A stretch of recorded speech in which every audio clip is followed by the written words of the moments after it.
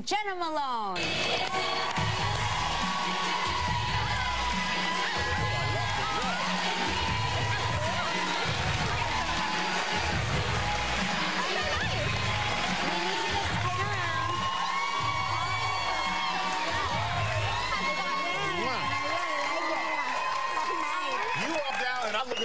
I love the dress. Oh, thank you. Great. Thank you. How much fun is this? I know. You guys get this every single day? So, I am so fascinated by you because at the age of 9, you knew you wanted to act. Yeah, I guess, I mean, I was a precocious 9-year-old.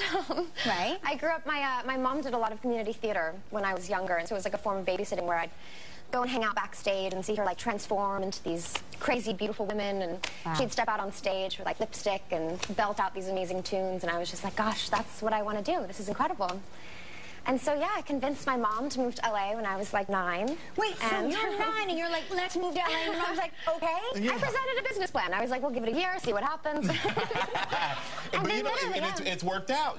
19 years later, it's insane. Wow. It's absolutely insane. You were talking about your mom belting out these incredible tunes, but you're also a musician. Yeah, I sing. It's so funny. When I was like 21, I basically had singing Tourette's. Right, sure. I would just sing all the time, kind of freestyle, try to make lyrics and melodies, and then... Is that what that's called? My daughter has that. Yeah, oh good. I'm glad I'm not the only one. Yeah, it's a thing to be supported, by the way. It's the only, it's a good way to learn how to sing. But yeah, I kind of jimmy-rigged this instrument and just started making music, and so, yeah, that's it there. That's it's called The Shoe. What's that, a steamer trunk? Steamer trunk, absolutely.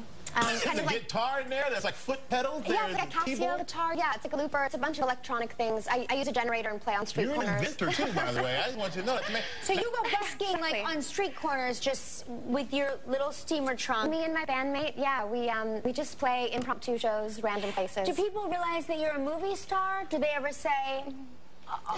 Aren't you? I mean, I can't imagine. I don't know. I get so lost in the music, I don't really pay attention to what faces they're making. So how did you come up with the name The Shoe?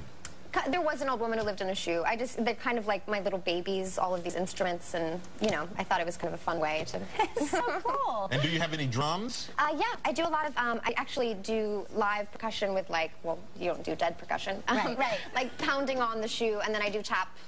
I tap percussion. You have to be exhausted after you perform. Yeah, but it's liberating. It's so much fun. I mean, music is so freeing. You're a creative person. I mean, you're just an artist. I mean, that's what it's nice to have a lot of different outlets. You know? It's really nice. Yeah, wow. And I have to say this. We have a lot in common. I know you do. You share a birthday. We share a birthday. We share a birthday.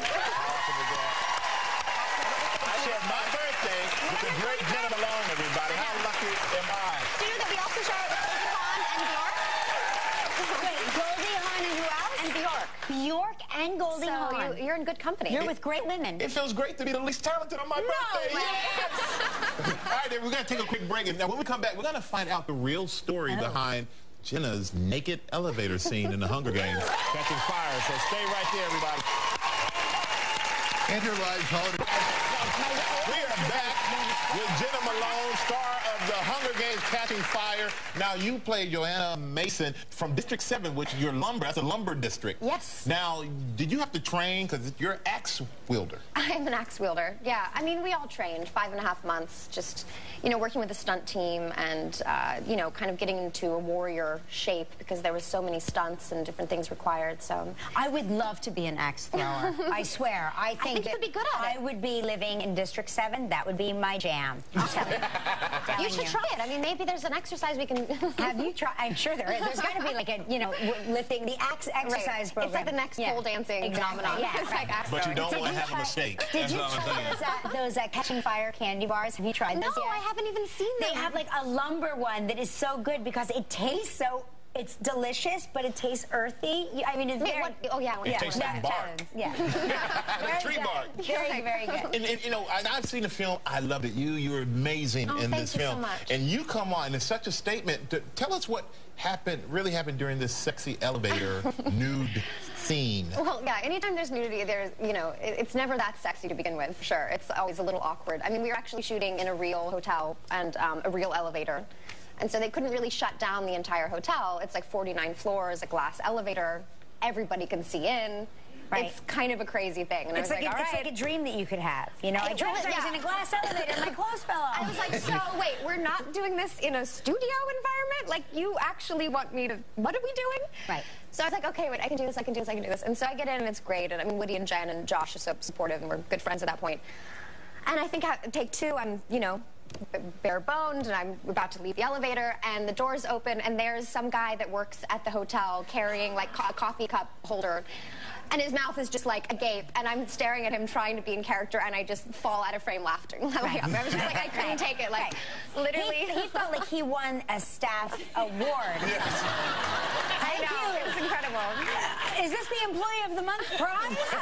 And then what's great is that there was nothing exchanged and then the door just closed and we never saw him again ever. It was just like, I don't know. Trust me, by the time the door closed, he was already at the break room. Guess who I'm dating? How many takes do they do of that? Oh man, we did it all day because, you know, anything that technical with like a real functioning elevator and the doors and I have to do a striptease in 5 seconds and I have to get all my clothes off and like do it all sometimes now. The doors didn't, you know, open. Do it all now before gravity hits. Do it now. This is my advice to young actresses. Be as nude now as you can. All right. Well, we're going to take a look at a clip. Now in this clip, you and Katniss, Jennifer Lawrence, are getting ready for this year's Hunger Games. So here we are, Jenna Malone in the Hunger Games Catching Fire. It has to go more up. Oh, pretty Katniss, they're going to adore you. And there are a lot of sponsors in the audience. So, of course, just be your usual self. Actually, be your happiest self. Really? A wedding dress? Snow made me wear it. Ladies and gentlemen, please welcome your nose. Make him pay for it. Fire, the victor of last year's Hunger Games.